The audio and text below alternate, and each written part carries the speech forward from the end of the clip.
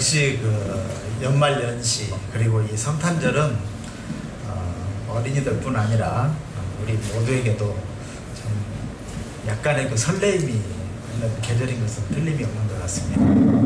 저만 그렇습니까? 그냥 무덤덤하십니까? 그래도 뭔가 새로운 어떤 것을 생각하는 그러한 특히 예수님의 나심에 대해서 생각할 수 있는 좋은 계절인 것 같습니다. 의미 있고 뜻있는 그런 성탄절이 되시기를 바라지 않습니다. 이 성탄절을 맞이하면서 우리가 깊이 생각해 봐야 할 몇 가지 중요한 그런 주제가 있습니다. 주님께서 성육신에서 이 세상에 오셨다고 하는데 그 성육신의 의미가 도대체 무엇인가? 또 예수님은 우리에게 도대체 어떤 분이신가? 주님께서 제자들에게 너희는 나를 누구라 하느냐 이렇게 물으셨는데 나는 그러면 예수님이 어떤 분이신가? 누구라고 혹은 무엇이라고 대답할 것인가? 그리고 정말 우리가 추구하는 참 진리는 무엇인가? 또 우리는 어떻게 살아가야 하는가? 이러한 주제들을 우리가 생각해 보지 않을 수 없습니다.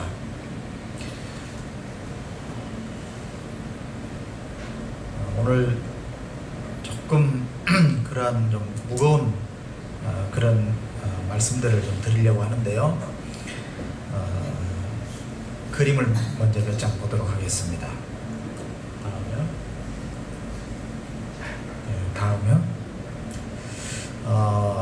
이 교회는 베들레헴 인근에 있는 목자들의 교회라고 그렇게 알려지고 있습니다.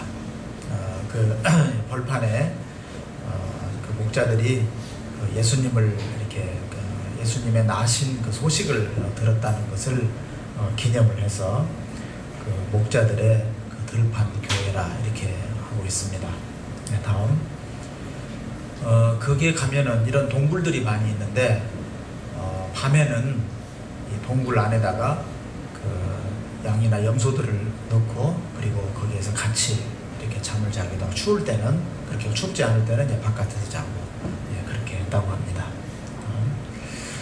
여기는 베들레헴 예수님이 나신 곳을 기념하는 베들레헴 예수 탄생교회입니다. 다음. 같은 그림입니다. 다음. 이슬람 분들이 쳐들어와서 몹시 괴롭히니까 저렇게 문을 작게 막아버렸습니다. 그래서 말 타고 못 들어오도록 말 타고 들어와서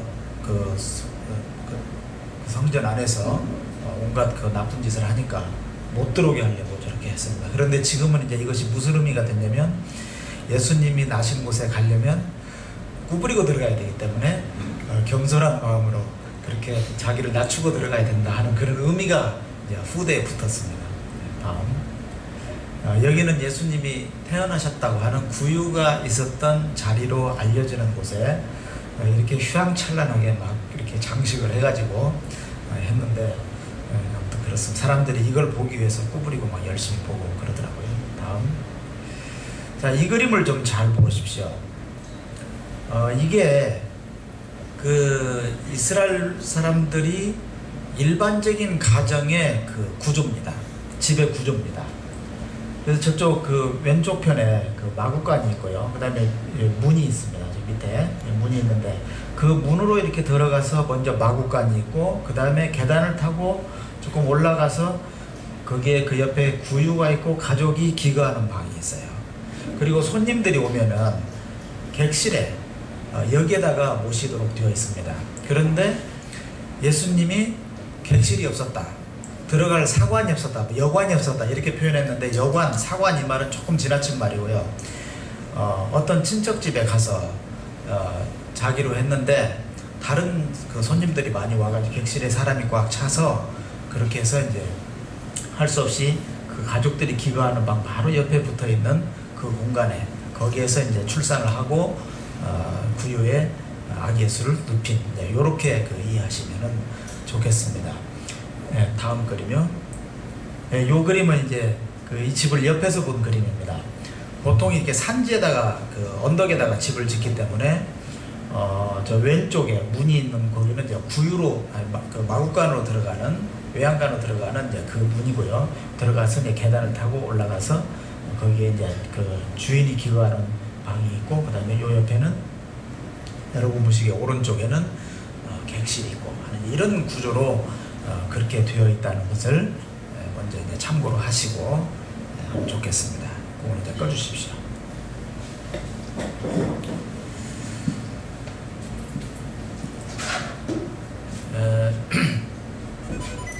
이 목자들이 그 들판에 있었던 시기는 주로 그 오순절부터 초막절 사이라 이렇게 알려지고 있습니다. 그러니까 오순절은 6월절이 지나고, 우리로 말하면 부활절이 지나고, 그리고 나서 50일 지나고 오순절이죠. 오순절에서 그다음에 초막절은 음력 7월 한 15일경쯤 되는 그 시즌인데, 그때 이제 그 농경을 많이 합니다. 그러면은 예를 들면 뽕나무 같은 것을 재배한다든지 이럴 때 거기에 나오는 그 열매 이런 것들을 짐승들에게 먹이면서 그렇게 이제 목축을 했다고 합니다.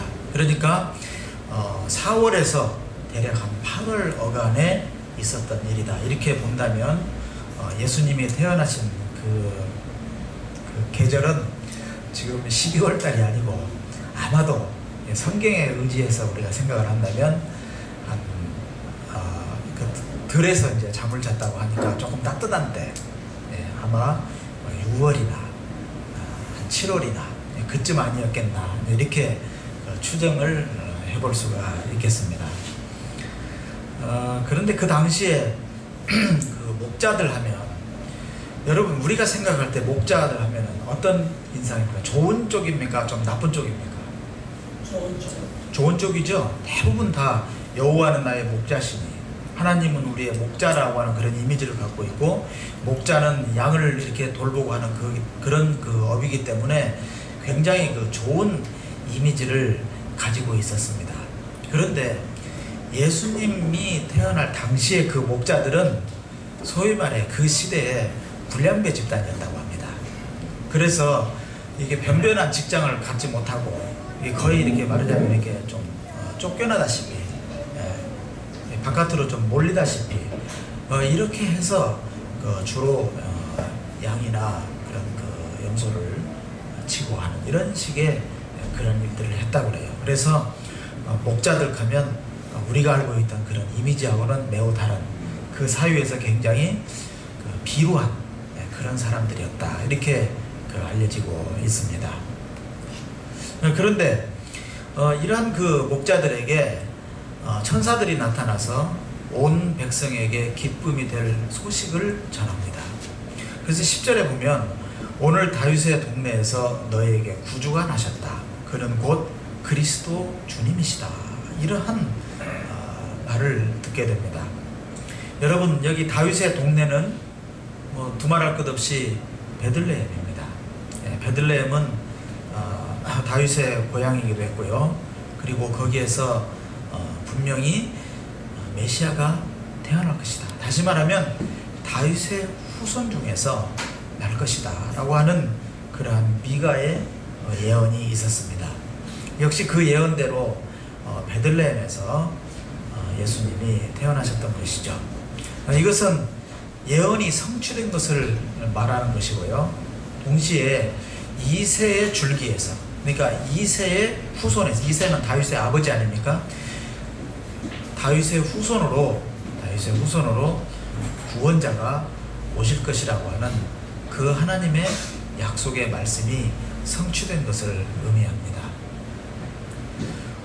구유에 누워있는 아기라고 그렇게 표현이 되어 있는데, 여러분 한번 생각을 해보십시오. 아까 제가 이제 그림을 보여드렸습니다만은 추우니까 그 짐승들도 같이 한 울타리에 그 주인하고 같이 사는 거예요. 그러니까 굉장히 좀 시끄럽기도 하고 좀 냄새도 나고 좀 그랬겠죠. 그러니까 유대인 평민들의 생활은 그만큼 사실 좀 척박했습니다. 그런데 메시아로 오시는 예수님이 구유에 누이셨다라고 하는 것을 생각해 보면 벌써 그 그림이 굉장히 좀 초라하고 뭔가 이 세상을 구원하실 구세주의 모습과는 조금 다른 모습이 아닌가 그런 생각을 해볼 수밖에 없습니다. 그 목자들이 그 시대에 상한 갈대들이었고 꺼져가는 심지였다면 아기 예수님 모습도 그 모습과 거의 큰 차이가 없다고 생각이 됩니다. 그런데 하나님께서는 그러한 그 약한 존재들을 통해서 하나님의 나라를 이루어 가신다라고 하는 것입니다. 우리가 하나님의 나라를 생각할 때 거창하고 크고 화려하고 한 그런 쪽보다는 오히려 낮고 천하고 오히려 이 사회에서 버림을 받는 그러한 모습이 아닌가 하는 그런 생각을 해보게 됩니다. 여러분 이제 얼마 안 있으면은 평창에서 동계 올림픽을 하게 됩니다.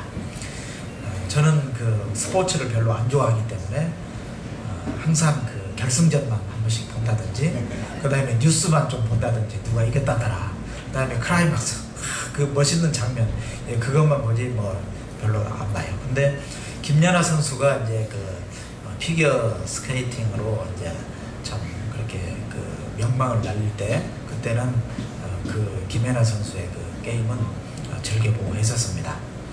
그런데 우리가 올림픽 하면 유감스럽게도 금메달리스트만 기억합니다. 거의 그렇습니다. 물론 간혹 뭐 손현재 선수 같이 금메달을 따지 않았어도 금메달 딴 것 이상의 어떤 그러한 그 가치라고 할까요? 그러한 명성을 날리는 선수들이 있긴 합니다만은 대부분 금메달만 좋아해요. 그래서 은메달 딴 선수는 웃지도 않아요. 저는 은메달만 따도 완전 기절하겠는데 웃지도 않아요. 사람들은 기억도 안 해요. 그래서 항상 1등만을 최고라고 생각하는 이러한 풍조가 우리 세상에 만연해 있습니다. 그 베데스다 연못에서 1등만 살아남았어요. 사실 거기에 뛰어들어가는 그 1등은 환자가 아닐지도 몰라요. 그렇게 잘 뛰는데 그렇지 않습니까? 마치 이 세상과 똑같은 그러한 축소판이 베데스다 연못의 그런 모습이 아니었는가 그런 생각이 듭니다. 그런데 예수님께서는 그 연못에 가셔서 그러한 1등만이 살아남는 세상이 아닌 1등을 하지 못해도 이 사회에서 별로 인정받지 못해도 이 세상에서 그렇게 존중받지 못하는 삶이라 할지라도 찾아가셔서 구원해 주시는 그러한 모습을 볼 수가 있습니다. 제가 생각하기에는 이 세상의 역사는 물론 출중한 창조적인 그런 리더들의 그러한 그 리더십이 중요하지만 또 동시에 그 리더십을 뒷받침할 수 있는 민초들의 그 어떤 발표도 얼른 일어나는 그러한 민초들의 어떤 뜻들이 모여가지고 역사가 이루어지는 것 아닌가 그런 그 생각을 해보게 됩니다. 오늘 그 목자들에게 찾아가신 그러한 천사들의 그 기쁜 소식 한번 잘 생각해 보십시오. 역시 이 세상에서 떵떵거리고 정말 권세가 있는 그런 모습이 아니라 정말 버림받고 소외당하는 그러한 사람들에게 오히려 주의 복음은 더 훨씬 더 가깝게 다가갔다라고 하는 것을 우리가 알 수가 있겠습니다. 천사와 많은 하늘 군대들이 찬양을 했다고 했는데요. 더없이 높은 곳에서는 하나님께 영광이요 이렇게 말하고 있습니다. 왜 하나님의 영광입니까? 하나님의 영광을 우리가 여러 가지로 표현할 수 있습니다. 그러나 우리가 오해하고 있는 것 중에 하나는 뭐냐면 내가 1등을 해서 수상소감을 상 받으면서 수상소감을 밝힐 때 이거는 하나님의 은혜입니다. 하나님께 영광을 돌립니다. 그렇게 해서 하나님이 영광을 받으실 수도 있긴 있어요. 그러나 그게 다가 아니라는 것이죠. 진정한 그 하나님의 영광은 하나님께서 우리에게 맡겨주신 일을 묵묵히 잘 감당했을 때 하나님의 영광이 드러나는 것입니다. 요한복음 10장 4절에 보면 예수님께서 이렇게 말씀하셨습니다. 나는 아버지께서 내게 하라고 맡기신 일을 완성하여 땅에서 아버지께 영광을 돌렸습니다. 예수님께서, 성자께서 성부께 하나님의 영광을 돌리셨는데 어떻게 그랬느냐? 성부께서 맡겨주신 그 일을 잘 이루셨기 때문에 하나님께 영광을 돌리셨다고 하는 것입니다. 다시 말하면 메시아로 오신 예수께서 그분의 삶과 십자가와 부활의 그 역사를 통해서 우리를 구원하시는 그 일을 이루신 것입니다. 그것이 하나님께 영광이 된 것이죠. 우리가 예수님께서 이루신 일을 좀 더 생각해 보면 바리새인과 한번 비교해 보려고 합니다. 여러분, 바리새인들은 어땠습니까? 지금 여기 앉아 계시는 분 중에 상당수는 저를 포함해서 바리새인일 가능성이 있습니다. 바리새인이라고 말하는 거 아닙니다. 바리새인일 가능성이 있어요. 예, 다들 뭐 보면 뭐 오늘같이 좋은 연휴에 뭐 어디 가지도 않아요. 갈 데가 없어서 안 가는지도 모르지만 열심히 교회에 나와요. 1년에 한 거진 100번 이상은 나오는 것 같아요. 좀 약간 좀 이상하지 않습니까? 뭔가 뭘 열심히 지켜요. 성경 공부도 열심히 해요. 그 당시에 바리새인들이 율법을 열심히 지키고 특히 안식일이라든지 11조라든지 이런 것을 너무 꼼꼼하게 지나치게 잘 지켰어요. 그런데 이상하게도 주님께서는 그들을 책망하셨죠. 그들은 율법을 열심히 지켰지만 율법의 중요한 요소들인 정의와 자비와 신의를 버렸다, 이렇게 질책하셨어요. 주님께서는 그러한 잘못을 바로잡으셨어요. 하나님의 나라와 하나님의 의, 공의와 정의를 가르치시면서 무엇이 진정한 구원인지, 무엇이 진정한 복음인지, 무엇이 진정한 진리인지를 가르치셨던 것이죠. 천사들은 땅에서의 평화를 말했습니다. 주님께서 이루어 가시는 그 하나님의 나라는 진정한 샬롬의 나라라고 하는 것입니다.